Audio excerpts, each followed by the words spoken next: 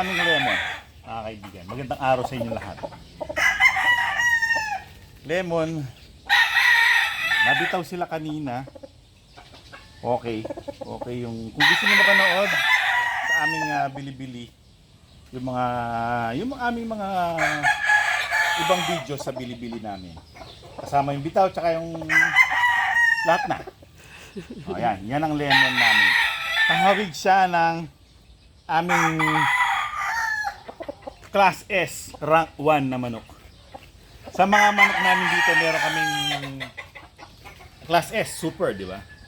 Yung rank 1 namin na super. Yun. Kahawig siya. Ito ang itsura ng aming lemon. Medium station pero matangkad yung stance niya. Hindi siya mata yung parang mababa. Matikas siya, matikas.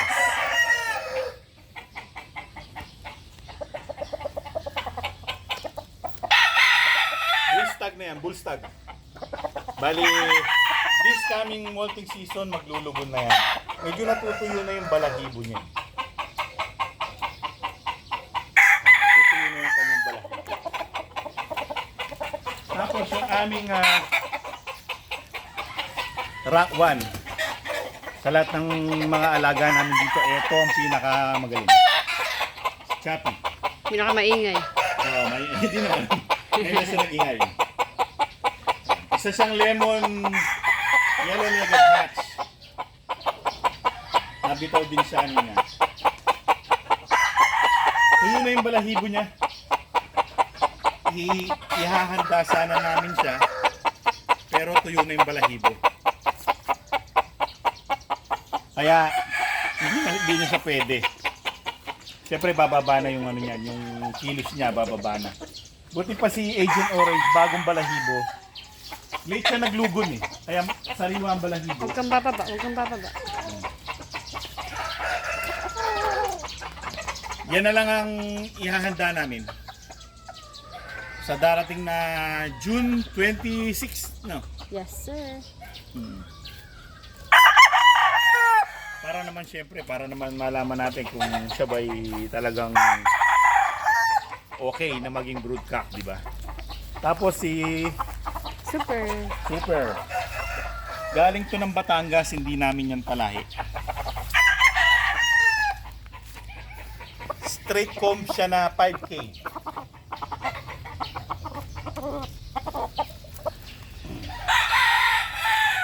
Baet na. Mabay ka. Medium station, straight comb na 5K. Unusual, di ba? Kapag sweater, matatangkad yan. Parang si Agent Orange, matangkad. Siya, hindi siya matangkad, tapos straight comb. Ang sabi doon sa kinuhanan namin, 5K sweater daw siya.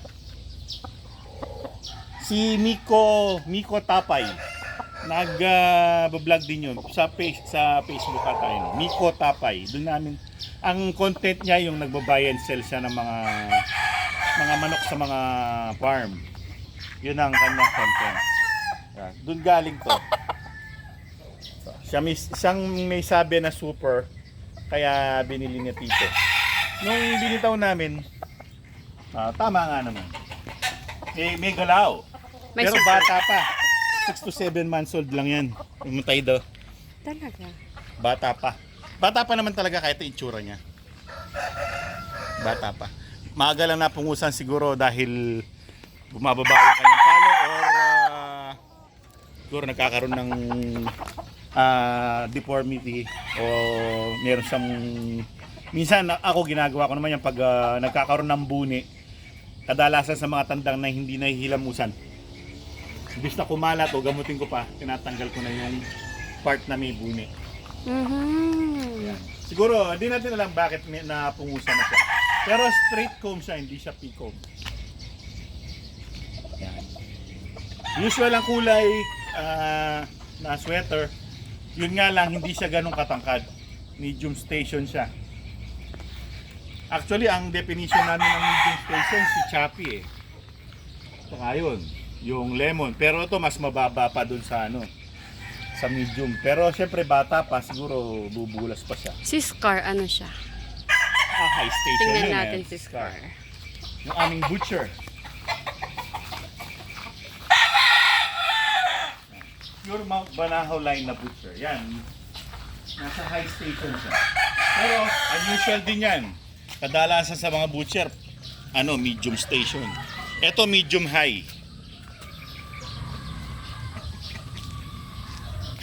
Mahaba kanyang mga bias. Kaya maganda siyang gawing Scar? broodcock talaga. Come here, Scar. Hindi ikaw, Amboy. Si Scar. Pastelan, Amboy. Yung aming pwesto, siyempre mga bagong ipot na lang yan. Kanina umaga, siyempre hapon na. Bukas na ako magwawalis ulit. Ngayong summer, mahirap nagwawalis kasi maalikabok. So, winawalisan ko lang yung mga ipot pag umaga. Tapos kapag naglalabas si Aling Mimay, yung pinaglaghan, kapag gabi, iniipon ko muna. Tapos binabasa ko yan para yung hindi na mainit yung lupa. Para pagising nila umaga, medyo yung paligid nila, medyo basa kahit uminit yung panahon. Hindi sila ganun ka alinsangan. Medyo malamig yung lugar nila. So yan ang aming mga naka-cord dito sa lugar dito. Meron pang dalawa doon. Dito sa lugar na to So pupuntahan natin. So nandito naman tayo sa ibang side lang pero sa likod pa rin. Yung aming John Bishop Kelso. Tsaka yung Joe Sanino Whites. Yan, dyan ang pwesto nila. Sinamahan ko sila ng inahin para baga hindi sila naiinip tsaka medyo magpamacho-macho sila ng konti dahil sa meron sila kasamang inahin. Kaya kung mapapansin nyo mga kaibigan, bakit marami na kaming sisiw, bumibili pa kami ng mga tandang. Kasi nga dahil sa bata pa yung mga sisiw namin, siyempre matagal pa yung bago namin sila masubukan. So bumibili si Tito ng mga sa ibang tao ng mga tulad niyan para maihanda. Kasi nga dahil siyempre next year pa yon mga sisiw na yon bago mo pwedeng masubukan. So yan ang aming Joe Sanino White. Medyo mailap ang Joe Sanino White. Parang yung ugali niya parang native na manok. Yung pag hinawakan mo humihiyaw. Pag nilalapitan mo, umaalis. Pero ang ganda ng pagkalinis niya, no? Pure white siya, pure white. Pati paa. White. Tapos napaka-healthy na mukha, Hindi siya pwedeng lapitan Zoom lang natin. Maganda ba yung kulay ng video? Mukha kang 1970s. Sa hapon na kasi naman talaga So, puntahan natin ng dahan-dahan. Yung mga nakakawala. Hindi nakakawala nga. May nakaschedule ngayon. Ito mga to, hindi nila schedule kaya. Ayan, mahapon na. Yung mga maliliit na yung sisiyo, lalaki na ngayon. Yung Aling Mima yan. Yung puti niya, lalaki na. Di ba? Dito tayo.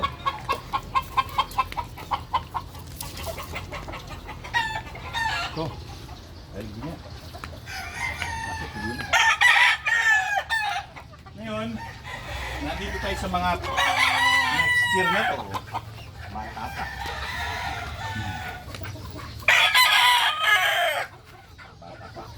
Ay, yung mga naglalaglag na yung mga balahibo nila, nagpapalit.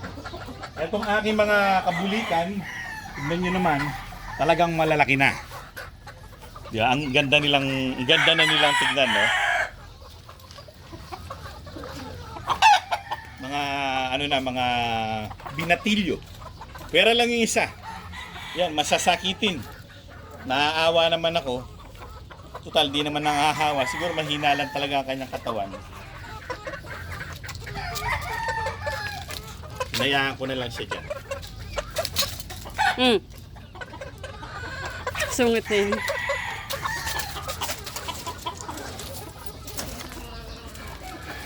So kapag hapon na, sila na mismo papasok.